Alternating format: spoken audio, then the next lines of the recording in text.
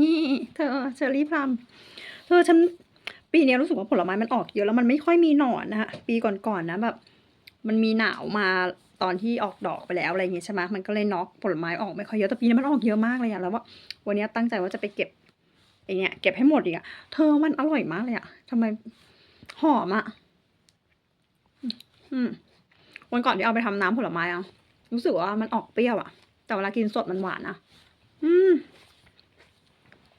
อร่อยมากเลยอะเห็นข้างทางเต็มเลยนะแต่ว่าไม่กล้าจอดแล้วเก็บอ่ะน่ารักเนาะสีสวยอ่ะให้เธอดู